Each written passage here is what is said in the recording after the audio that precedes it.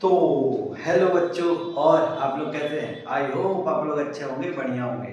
तो मेरे कुछ स्टूडेंटों ने ये दो क्वेश्चन मुझसे पूछा था। पीडीएफ के ये दो क्वेश्चन है। इस दो क्वेश्चन में मतलब इस दो क्वेश्चन को उन्होंने पूछा था। पहला क्वेश्चन क्या है, a cube of side B, मतलब एक क्यूब है जिसका साइड बी है और हर एक कोने पर क्यू आवेश, सेम सेम नेचर के क्यू आवेश और सेम मैग्नीट्यूड के क्यू आवेश यहाँ पे रखे हुए हैं। The electric field due to this charge distribution at the centre of this cube, माने मतलब बीचों बीच इस क्यूब के बीचों बीच कितना नेट इलेक्ट्रिक फील्ड है बताइए।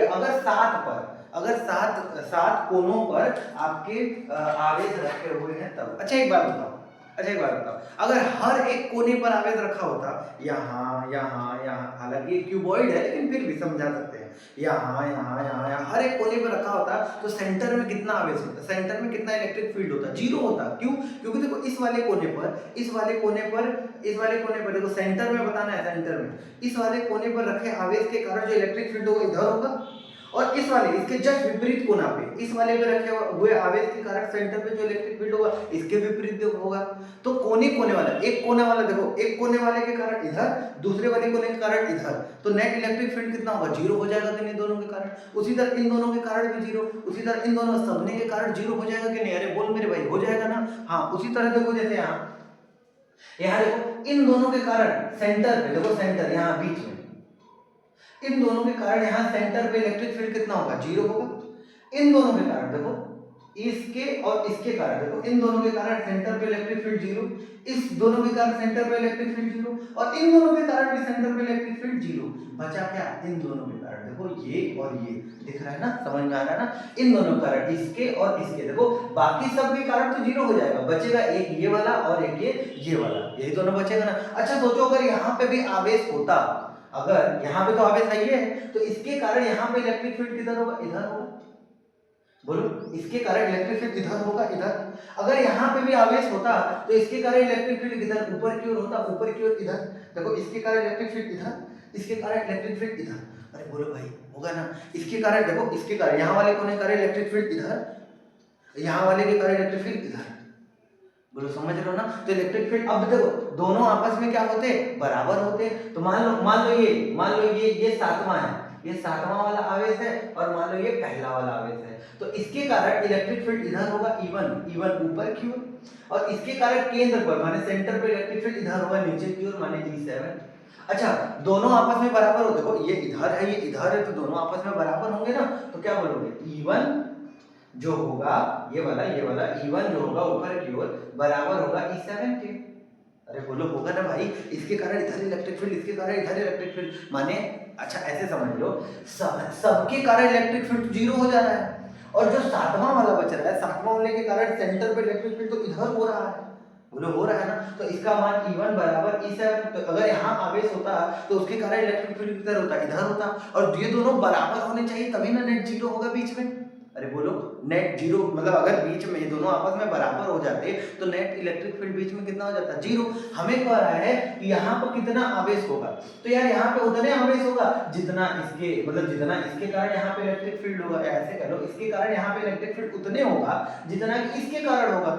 तो बताओ E1 बराबर E7 कह रहा है।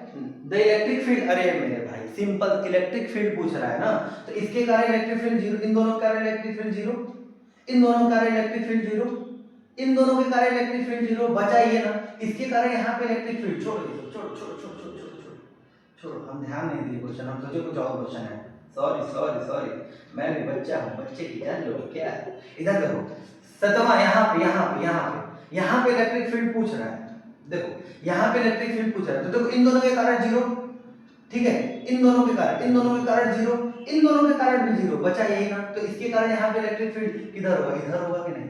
इसके कारण यहाँ पे इलेक्ट्रिक फील्ड बस इधर ही ना होगा, बाकी सब तो जीरो हो जा रहे हैं। अरे बोल भाई, हाँ तो अब देखो, तो सातवां वाले के कारण इलेक्ट्रिक फील्ड कितना होगा? E7 बराबर, इलेक्ट्रिक फील्ड का सूत्र क्या होता है? KQ बटा के R स्क्वायर, यही ना होता है, KQ बटे R स्क्वायर। अच्छा एक बात बताओ, ये है देखो, ये है देखो, इस कोने से इस कोने के बीच की दूरी जो पूरा है, इसको हम लोग विकर्ण कहते हैं। क्या कहते हैं? विकर्ण। और क्यूब का जो विकर्ण होता है √3 × b होता है।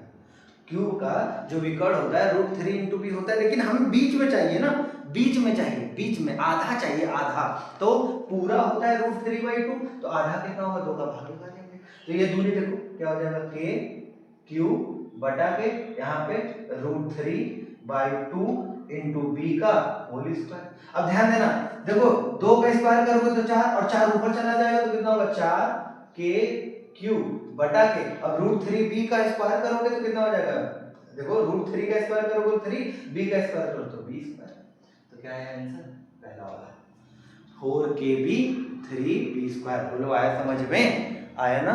आइए दूसरा कह रहा है an oil drop carrying a charge q has a mass m। एक ऑयल है जिस पर चार्ज है q और इस पे मास है कितना m।